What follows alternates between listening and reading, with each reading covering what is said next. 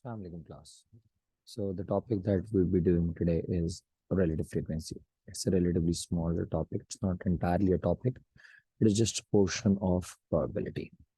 Sometimes you need to conduct experiments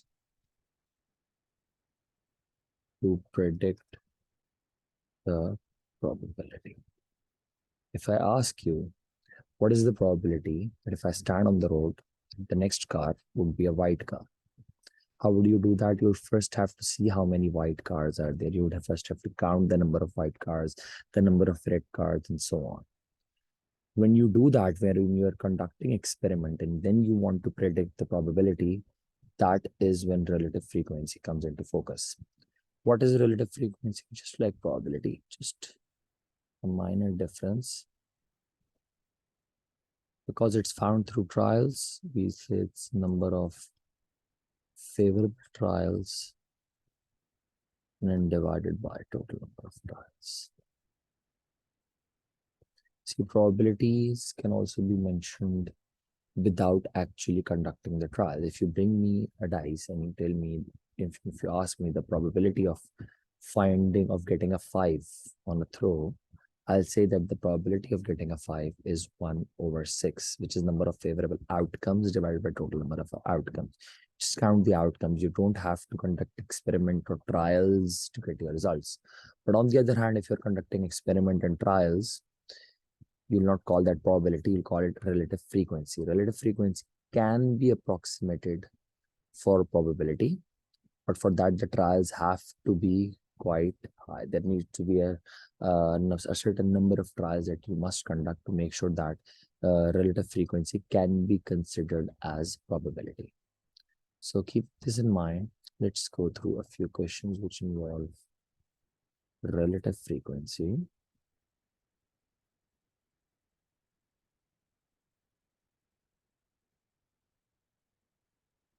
Okay, Azra has a spinner. The sections are colored red, blue, yellow, or green. If I were to ask you the probability of red, blue, yellow, or green, you would just tell me that there is just one favorable red and then you will divide by the total number of outcomes. But now they have conducted experiments or they've conducted trials, and that is why they're giving us all the values of relative frequencies for red, blue, yellow, and green. Find the relative frequency of the spinner landing on green. Just like probability, if relative frequencies are added, the sum is equal to 1. So I'll say, let's take the relative frequency of green as x. If I add all of them, the answer must be 1. Just like probability, the total sum of probabilities is 1. Or if you're dealing in percentages, it's 100%. Similarly, the sum of relative frequencies is also 1. So how can you get the value of x? 0.1 minus 0.65. And this is the relative frequency of the spinner landing on green. Okay. Now Azra spins the spinner 150 times. How many times would she expect the spinner to land on blue? And the question has provided us with the relative frequency, which is for blue is 0.3. I don't know the number of favorable trials, but the question has provided me with the total number of trials that is 150. And it wants to know the favorable trials for the spinner landing on blue. So again, using the basic concept of relative frequency, that it is number of favorable trials divided by total number of trials. I know the relative frequency for blue. I need to find the number of favorable trials, which is that the spinner lands on blue. And I know the total number of trials, which are 150. So if I'll just take 150 on the other side, and I'll say 0.3 would be multiplied by 150 to give me my favorable trials. And that would be 45. So out of 150 trials, the spinner would be expected to land on blue 45 times. Plus, carrying on.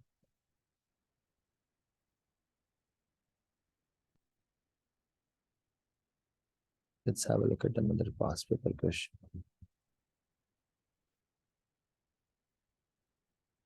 Okay, in this one, we'll try to understand the difference between probability and we'll try to know how does relative frequency work. In a survey, 3 out of every 100 women were taller than 1.9 meters. Of one of the 100 women is picked at random, calculate the probability that she's not taller than 1.9. So 3 out of 100 are taller than 1.9. So probability not taller than 1.9 will be equal to 97 out of 100. This is a very easy one. You can write it as a decimal as well, 0.97. Okay, now let the experiments come into play. A new housing estate is being planned. There are three possible plans, A, B, and C. And they have provided us the relative frequency for the plan that people chose. 52 people preferred plan C. There are many ways to do this question. How many people preferred plan A? Okay, one is a very lengthy method, but just to help you understand the concept, if I say that relative frequency of C, RF, of C, I'm looking at the relative frequency of C, which is 0.2. I don't know the number of favorable, okay, I do know the number of favorable outcomes for C. I just don't know the total outcome, which I'm taking as T. So 0.2 times T is equals to 52. And I'll get to know the total number of outcomes, which will be 52 divided by 0.2, which is 260. Now, once I know the total outcomes, I can say that I can find the favorable outcome for A. The 0.3 is the relative frequency for A. I don't know the number of favorable outcomes for A, which I'm taking as N, and I do know the total number of outcomes, which is 260. So 0.3 will be multiplied by 260, and 26 times 3, 52, 78. One is this. And now, because I do know that the total number of trials are the same, whether it's for A or B or C, the total number of trials is constant. So relative frequency and the number of favorable trials are directly proportional quantities. I'll say that the greater number of favorable trials I have for a certain plan, the greater the relative frequency, because the total number of trials are consistent. So I can say that, okay, if 0.2 relative frequency is showing people who are actually numbered 52, so A plan is chosen by X number of people. 0.2x is equals to 52 times 0.3, and X will be 52 times 0.3 is 15.6, and then I'll divide it by 0.2. So I'll again get 78. So these are two ways of doing the same thing. Because you know that the total number of outcomes are same, you can just take the ratio of the two quantities of relative frequency is proportional to the number of favorable trials. See, if you would have done it this way, then you would have had to calculate the total number of people in the second one, which is this method is a more preferred or better, shorter method to do any particular question. Now they want us to find the total number of people, 0.2. I'll take the example of C.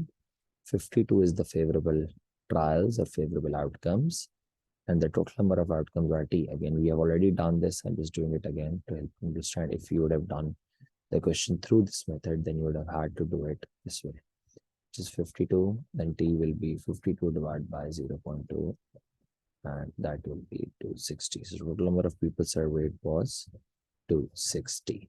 So these are just the basic things for relative frequency. You can attend more questions as well, and try to understand that relative frequency is number of favorable trials divided by total number of trials. Let's have a look at one of paper 2 questions as well.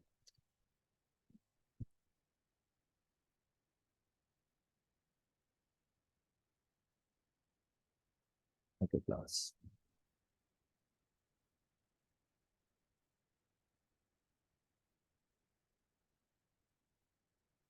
Now this is the question. Okay. So Rowan throws a dice 200 times. Is a paper two question. The bar chart shows his result. So how many times did he throw the dice? A total of 200 times. So how many times did I get the number one? I can count 51, 2, 3, 4, 5, 6. Sorry, 46 times. So some frequencies have already been provided. Now the question wants us to complete the table of results. Okay, for the fourth one, this is 31, 2, 3, 4, 5. This is 35. And for the fifth one, it is just make another table.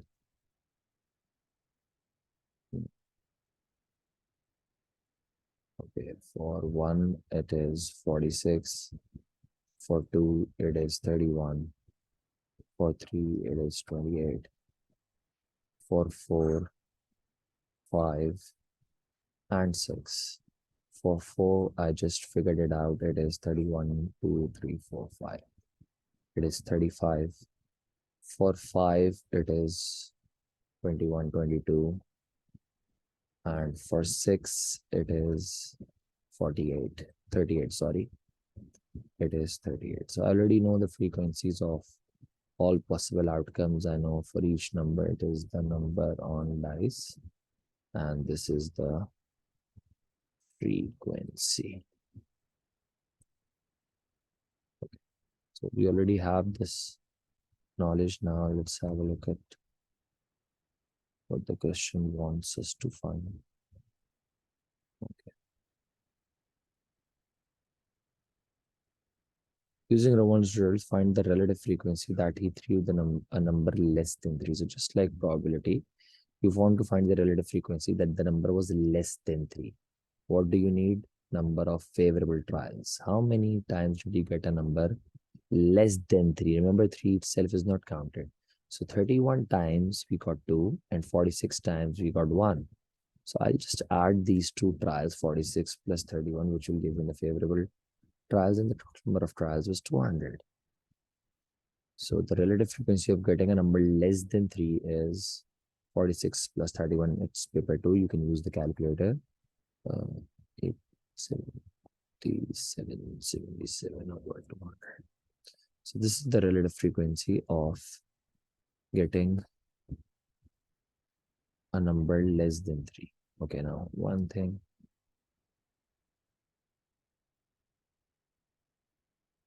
Okay, Rowan says that the dice he has thrown is not a fair dice. Okay. Make 2 comments to explain why the dice may not be fair. Okay. There are 2 things that we can do here. We need to make 2 comments on this. The first comment, which is a very easy one to give, is that there are not enough trials that he has conducted. I just told you, in order to comment that something is fair or not, you must have ample number of trials. So the first thing we can say that the trials, okay, there needs to be greater number of trials. I cannot just roll the dice 200 times and claim something is fair or not.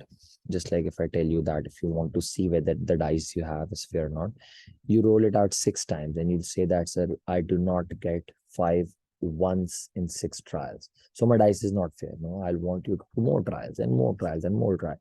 So greater the number of trials you have, the more uh, base you have of calling anything fair or biased. So first comment is explain why that there needs to be greater number of trials to comment on the fairness of the dice. And the second thing is you can clearly see, are all the frequencies the same? You can compare the relative frequency with the probability. If I would have given you the dice and if I would have asked the probability of getting a 1, that would have been 1 upon, I'll say relative frequency of 1 is 46 upon 200, right? If you calculate the decimal value, that is 0.23. and the probability of 1 is 1 over 6, which is 0. Let it be 1 over 6, which is 0.1